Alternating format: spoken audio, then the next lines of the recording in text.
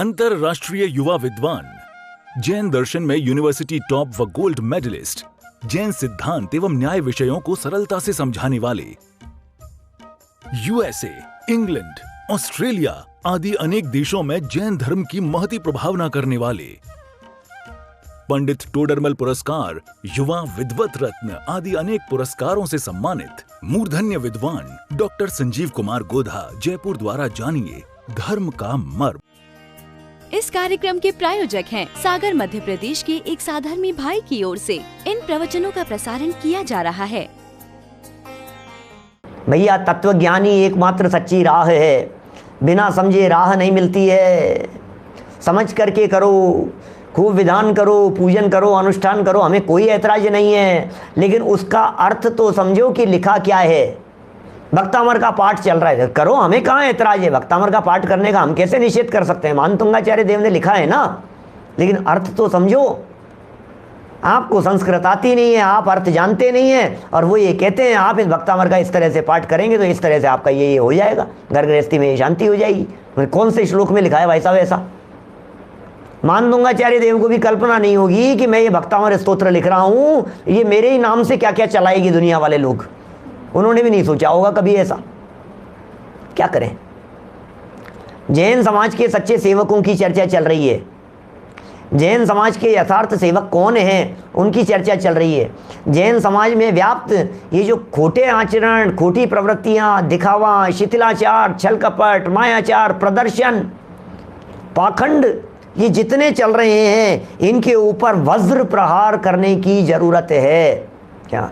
चोट मारने की ज़रूरत है इन सारी क्रियाओं के ऊपर, और दृढ़ता से मारने की ज़रूरत है। और ये काम एक व्यक्ति का नहीं है, ये काम ये कह रहे हैं सारे विद्वानों का है, वक्ताओं का है, बोलने वालों का है। आप यदि परिवार के मुखिया हैं भरत भाई, तो ये आपका कर्तव्य है।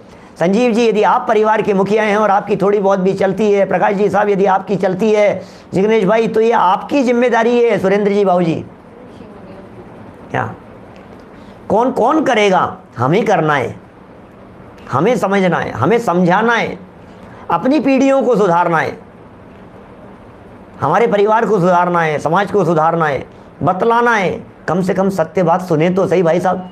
आज सत्य बात सुनने वाली ही नहीं है। क्या बोलो, क्या करें? सत्य बात जब तक सुनेंगे नहीं, क्या तब तक वो बातें स्वीकार कैसे होगी? क्या संस्थाएं क्यों लड़खड़ा रही है हीराचंद जी साहब? उसके पीछे एक ही मात्र कारण है कि उसके पीछे ठोस दीवार नहीं है। तत्वज्ञान की ठोस दीवार के ऊपर जो संस्थाएं खड़ी हुई होंगी वे चलती रहेंगी, और जहां कहीं भी इधर उधर हो गए तो फिर गड़बड़ियां हो जाती है। ऐसा है। चलिए, क्या कह रहे हैं? यही बातें हैं। देखो अगले पैराग्राफ के अंदर भी पूरी इसी प्रकार की बातें कही है। आगे की पंक्तियां पढ़ता हूं, थोड़ा सा उपयोग को एकाग्र करके समझना, सुनना। क्या लिख रहे हैं ये? सम्यक्त्वी जीव की प्रवृत्ति कभी पाखंड की ओर नहीं जाती। क्या? सम्यक्त्वी की प्रवृत्ति में पाखंड नहीं होते, सम्यक्त्वी की प्रवृत्तियों में शिथिलाचार नहीं होता। सम्यक्त्वी इन सारी क्रियाओं को जड़ की क्रियाएं जानता हुआ भी कभी इनसे उर्ऋण नहीं होता, विमुख नहीं होता, विपरीत नहीं चलता है। बोलो, सम्यक दृष्टि ज्ञानी जीव पाखंड की ओर नहीं जाता है। अरे नहीं साहब, क्या करें साहब? क्या? सम्यक्त्वी जीव की प्रवृत्ति कभी पाखंड की ओर नहीं होती। वह पाखंडों को तीव्र कषाय का कार्य जानता है। हो, पाखंडों को तीव्र कषाय का कार्य जानता है। ये पाखंड करना ये मंद कषाय का काम नहीं हो सकता है। इतना बड़ा पाखंड यदि किया गया है, कमल पाटलिया जी साहब, इतना बड़ा यदि पाखंड किया है तो इस पाखंड के पीछे तीव्र कषाय कितनी होगी? बात मुस्कुरा करके कर रहे हैं, बोल रहे हैं, बड़े प्रेम से, बड़े विनम्रता से बोलते हुए दिखाई दे रहे हैं, लेकिन अंदर में गाढ़ा मिथ्यात्व बैठा हुआ है। महापाप अंदर में गाढ़ा पैर जमा करके बैठा हुआ है। बोल तो ये रहे, अरे नहीं, अरे अभी शांति से करो, कोई बात नहीं, खूब करो, ये करो, वो करो, ऐसा तुम्हारे को इससे ये हो जाएगा, इससे ये हो जाएगा। दुनिया भर की बातें, खोटी बातें बतलाएंगे, प्यार से बतलाएंगे, भोली जनता आ जाएगी चक्कर में। लेकिन नहीं, चिंता मत करो। अच्छा, तुमने बंद कर दिया ये सब? किसको सुन करके आए हो? अच्छा, संजीव गोधा जी को सुन करके आए हो? क्या सुनते हो आप? सारा धर्म छुड़ा देगा तुम्हारा। अरे धर्म नहीं छुड़ाएंगे, सच्चा धर्म बतला रहे हैं यहाँ, हम नहीं बतला रहे हैं। आचार्य सूर्य सागर जी के प्रमाण पूर्वक यहाँ बात कर रहे हैं, वीतरागी संतों के प्रमाण पूर्वक बात कर रहे हैं, पूर्वाचार्यों के प्रमाण दिए गए हैं, एक एक बात यहाँ लिखी गई है। जरा सुनो तो सही बात क्या कह रहे हैं। बिना देखी, बिना सुने, बिना पढ़े ही ऑब्जेक्शन, बिना जाने। एक्चुअल में समस्या ये है विपुल भाई कंदी जी, पूरे दुनिया भर में जो झगड़ा विवाद है वो सब नहीं समझने की वजह से, नहीं पढ़ने की वजह से है। जनवाणी को पढ़ लेवे तो फिर झगड़ा ही कहाँ है, फिर विवाद कहाँ है। सारा विवाद तो इसलिए है कि कभी सुना तो है नहीं। एक आम आदमी की टेंडेंसी क्या बतलाता हूँ।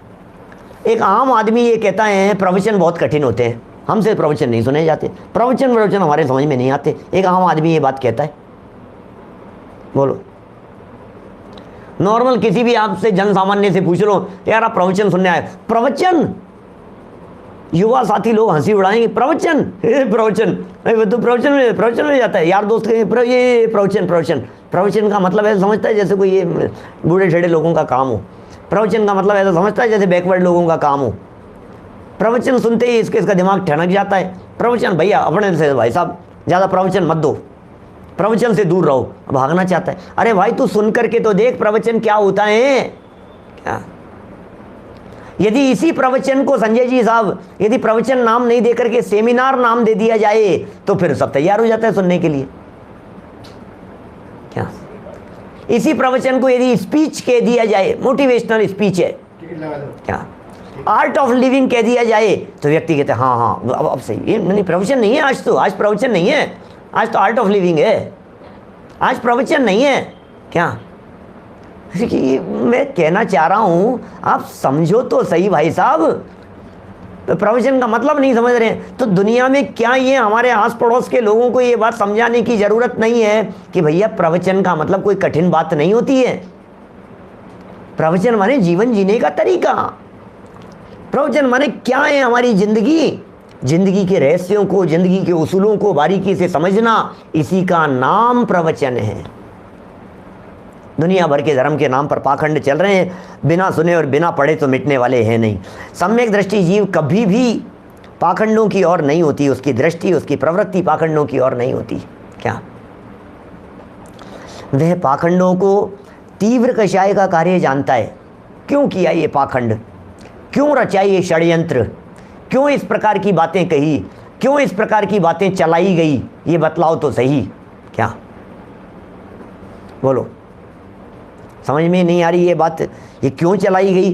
वह पाखंडों को तीव्र कषाय का कार्य जानता है। क्या सम्यक दृष्टि का भाव ज्ञान की भूमिका को नहीं उल्लंघन करता है। सम्यक दृष्टि का जो भाव है, सम्यक दृष्टि का जो परिणाम है, सम्यक दृष्टि का जो चिंतन है, वो ज्ञान की भूमिका को उल्लंघन नहीं करता है, ज्ञान की भूमिका का उल्लंघन नहीं करता। सम्यक दृष्टि के जितने भी भाव होते हैं वे लौकिक हो या पारलौकिक हो, सम्यक दृष्टि के भाव। क्या ये सही लिखा है, प्रवचन में 25, पूजन में 100 और भोजन में 500 लोगों की उपस्थिति ऐसे ही है। सच में यही हाल है। हमें कोई स्टाइल बदलने की ज़रूरत नहीं है, हमारे यहाँ तो वैसे ही भीड़ लगी रहती है। क्या हमें क्या स्टाइल बदलने की ज़रूरत है और हमें क्या परिवर्तन करने की ज़रूरत है। तो हम तो हमारे तो प्रवचन सुनने के लिए भी कम हैं क्या दुनिया में आत्मार्थी? बहुत हैं, लेकिन सही राह दिखाने की ज़रूरत है, ऐसा है। क्या देखो क्या कह रहे हैं, लेकिन वो सोच है ना अपनी, वो सोच इस तरह की है। एक्चुअल में एक देखो प्रैक्टिकल बात कहता हूँ कि एक व्यक्ति को क्या कहूँ मैं, 500 ऐसा समझो, तो एग्जाम्पल से समझो बात को। 2 व्यक्ति हैं, दोनों बिजनेसमैन हैं, व्यापारी हैं, दुकानदार हैं, अगल बगल में दोनों की दुकान है और दोनों दोस्त हैं, और दोनों ने टारगेट बनाया आज मेरी बिक्री कितनी होनी चाहिए। समझना, एक बहुत मार्मिक बात कहता हूँ, बहुत गहराई से समझने की चेष्टा करना, मैं कुछ तथ्य बतलाना चाह रहा हूँ आपको।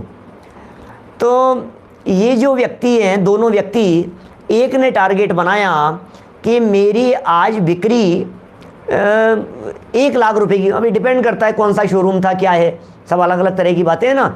आप ऐसा मान लो, एक नॉर्मल बिक्री कितनी होती होगी दुकानों में संजय जी? कौन है यहाँ दुकानदार? सेल कितनी होती होगी? अब वो सबके अलग अलग है, अलग अलग, लेकिन दोनों एक जैसी दुकानें हैं। मान लो ज्वेलरी के शोरूम है दो लोगों के, या समझ लो कपड़े की दुकान है, 40,000 रोज की बिक्री हो रही है, विवेक जी कह रहे हैं चलो 40,000, सुधीर जी 15,000 कह रहे हैं, दिनेश जी 50,000, जो भी मान लो। चलो टारगेट क्या बनाया? आज तो सीजन का टाइम है, कम से कम 50,000 का टर्न बिक्री होनी चाहिए।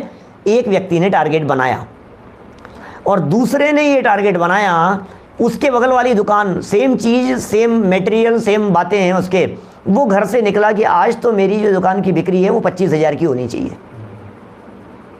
क्या दोनों टारगेट बना करके गए? दोनों दोस्त हैं बराबर, माइंड में सोचा है उसने।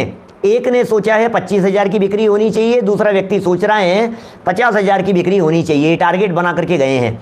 और दोनों की मान लीजिए रात को दुकान बढ़ाते समय, बंद करते समय, शटर डाउन करते समय 35,000 की बिक्री हुई, दोनों की एक जैसी, इसकी भी 35,000 और इसकी भी 35,000। अब बताओ अब क्या होगा?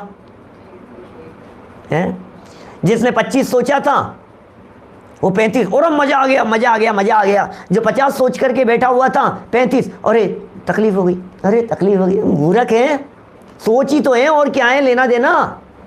क्या सोच ही तो है, और लेना देना क्या है? यही तो सोच रहा है व्यक्ति। इतना सोचा था, इतना हो गया, और गजब हो गया भाई साहब, गजब हो गया भाई साहब। अच्छा इतना सोचा था और इतना है तो कम हो गया, कम हो गया। क्या क्या बात कर रहे हो आप? किसको कम और किसको ज़्यादा समझ रहे हो? सिर्फ माइंड गेम है, माइंड गेम और कुछ नहीं है। माइंड सेट हो जाता है, देखने का नज़रिया बदल जाता है उस तरह से, और क्या है। आदत होती है ना हमारी देखने की। ये सब कह रहे हैं यहाँ पर ये भाई साहब, ज्ञान की दृष्टि से देखो, बात तो दोनों की एक जैसी है, फिर भी एक दुखी और एक सुखी क्यों दिखाई दे रहा है? ये दुखी क्यों है और ये सुखी क्यों है? उसने सोचा था इतना होना चाहिए, फिर इतना सा हो गया। हमने सोचा था कि 50,000 लोग होने चाहिए और 35,000 लोग हुए तो हम दुखी हो गए। हमने सोचा था कि 5,000 लोग होने चाहिए और 25,000 हो गए तो सुखी हो गए। तो तुम्हारी सोच ही तो है, और लेना देना क्या है? क्या मैंने कई जगह पर कई लोगों से, आयोजकों से इस तरह की बातें सुनी है। सुनना बड़ी गजब की बात, कहता हूँ सारी पोल खोल देता हूँ मैं। तो बात ऐसा है कि आयोजन रखना है भाई साहब, तो हॉल बुक कराओ। कितने लोगों का एस्टिमेट है कि इतने लोग आएंगे शिविर में, इतने लोग आएंगे, कितना बड़ा हॉल करें? सुनो, हॉल जितने की उम्मीद हो ना, उससे 30% छोटा लेना। क्यों? क्योंकि फुल भरा हुआ, कम से कम ये तो कह सकेंगे हाउसफुल। आप समझ रहे हैं बात क्या है? आपने बहुत बड़ा ले लिया तो फिर खाली दिखता है ना, तो फिर ऐसा लगता है अरे यार खाली पड़ा था, अरे यार खाली पड़ा था, अरे यार भरा ही नहीं है। लोग उतने ही हैं क्या? लोग उतने ही है भाई साहब।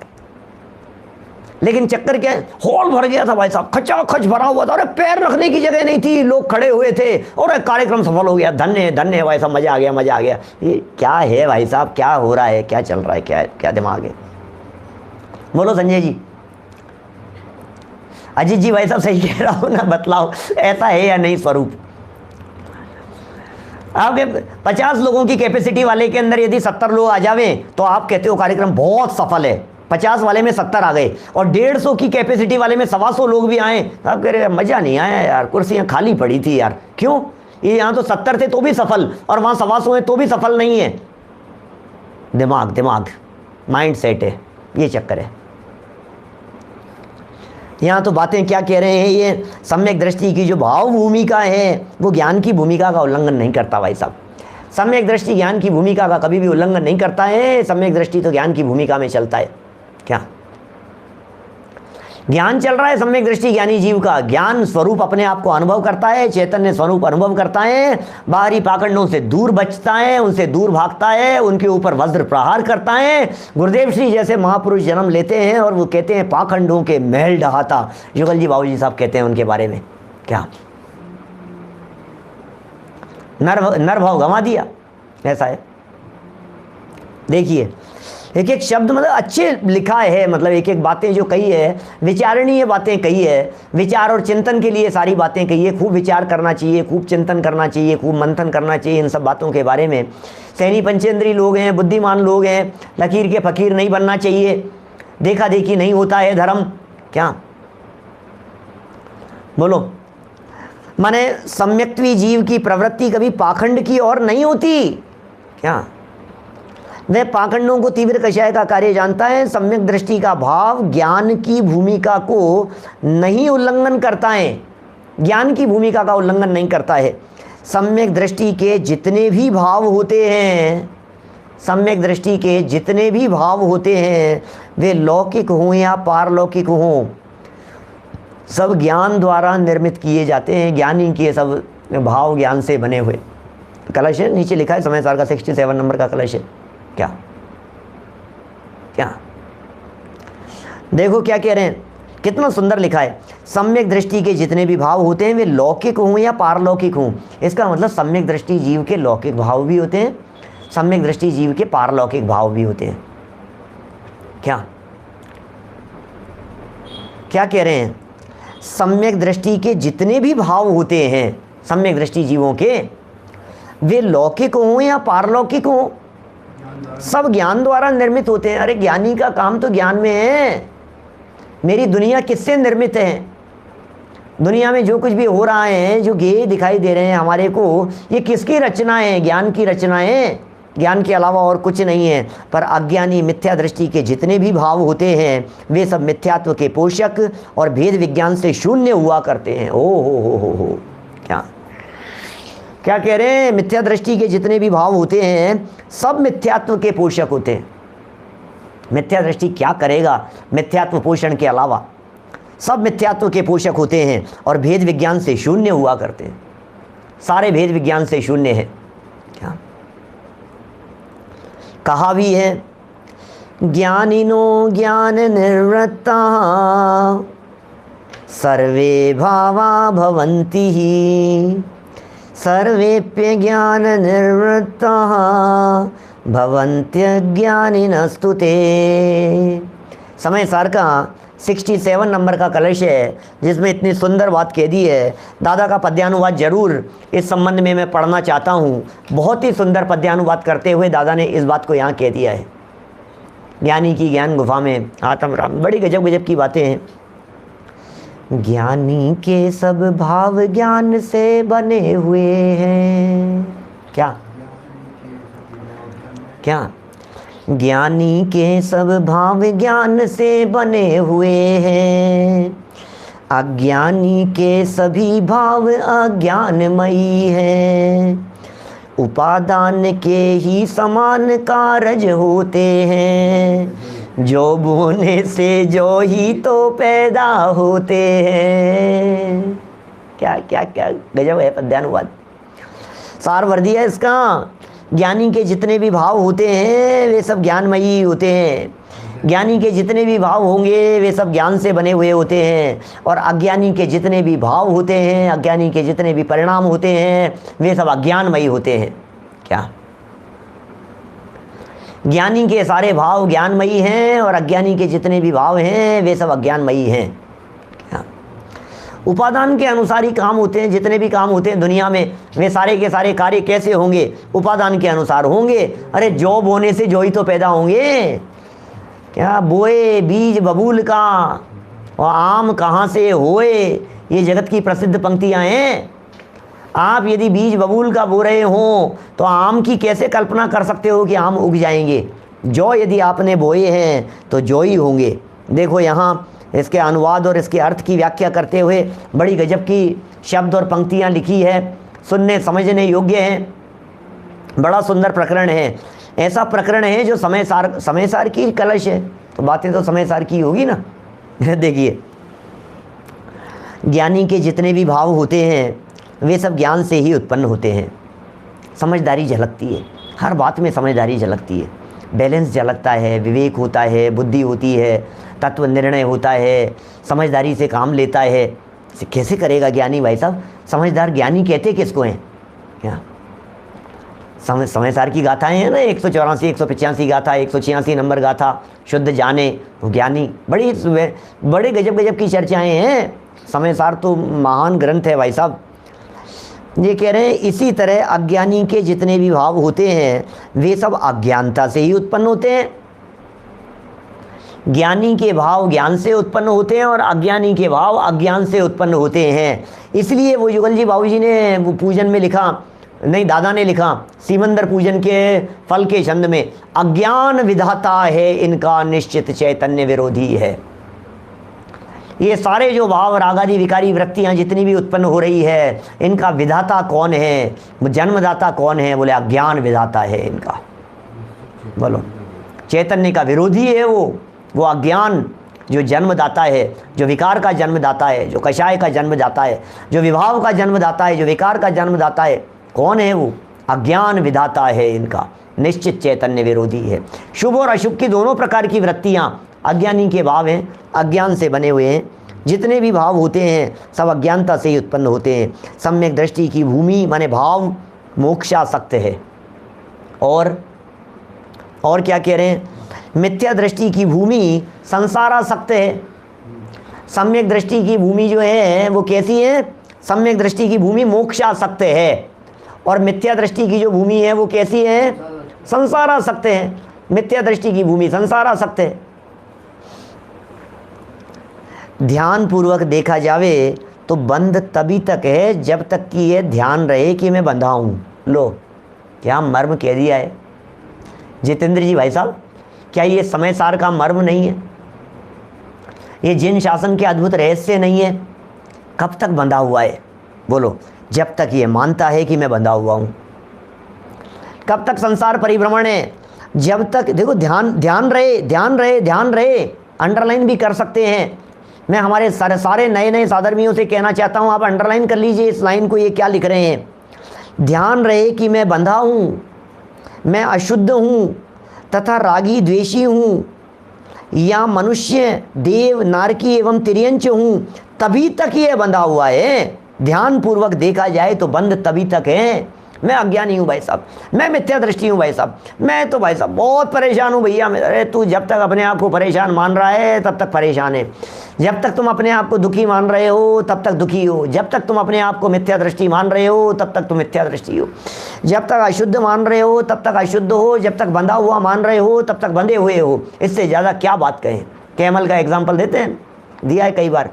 यहाँ तो इन्होंने गाय का एग्जाम्पल दे करके चर्चा की, गाय की रस्सी वाला वही एग्जाम्पल पढ़ते हैं। देखो अभी चर्चा यहाँ, मैं कौन हूँ भैया? मैं मनुष्य हूँ। निर्णय करो भैया मैं कौन हूँ, मैं कौन हूँ, मैं कौन हूँ? बोले मैं मनुष्य हूँ। बोले तुम मनुष्य हो? प्रवीण जी चावड़ा साहब बोले मैं मनुष्य हूँ साहब, मैं मनुष्य हूँ। कि अरे ये तो नारकी है, ये गाय भैंस। बोले ये तिर्यंच है, तिर्यंच है। अरे बोले न ये तिर्यंच है और न मैं मनुष्य हूँ, दोनों भगवान आत्माएं। ये स्वीकार करो। न मैं शरीर वाला हूँ न ये शरीर वाले हैं। अपने आप को शरीर से देखेगा तो दुनिया शरीर वाली दिखाई देगी, मान्यता बदली तो संसार बदल जाएगा। ऐसा है। महावीर जी साहब क्या कह रहे हैं जरा देखो। अहम बुद्धि, ये भी वाकई कितना सुंदर है ध्यान पूर्वक देखा जाए। 101 पेज नंबर, नीचे की 3 पंक्तियां बहुत महत्वपूर्ण है। मुझे मजा आया इतना इसको पढ़ने में। भाव विभोर हो जाओ, डूब जाओ इन पंक्तियों में। ध्यान पूर्वक देखा जाए, ध्यान पूर्वक देखा जाए, ध्यान पूर्वक देखा जाए। ध्यान से देखो जरा, ध्यान से देखो मैं कौन हूँ। ध्यान पूर्वक देखा जाए तो बंध तभी तक है, बंध तभी तक है जब तक कि यह ध्यान रहे कि मैं बंधा हूँ। क्या बंध कभी तक है? जब तक कि यह ध्यान रहे कि मैं बंधा हूँ, मैं अशुद्ध हूँ। कब तक है बंधन? मैं बंधा हूँ, ये बंधन का कारण है। मैं अशुद्ध हूँ या नहीं हूँ, विचारणीय बातें हैं। तथा रागी द्वेषी हूँ या नहीं हूँ, विचार तो करो। मैं रागी हूँ क्या? मैं द्वेषी हूँ क्या? मेरे स्वरूप में, मेरे स्वभाव में क्या ये राग द्वेष बैठे हुए हैं? राग की पर्याय विभाव है। इस कार्यक्रम के प्रायोजक हैं सागर मध्य प्रदेश के एक साधर्मी भाई की ओर से इन प्रवचनों का प्रसारण किया जा रहा है।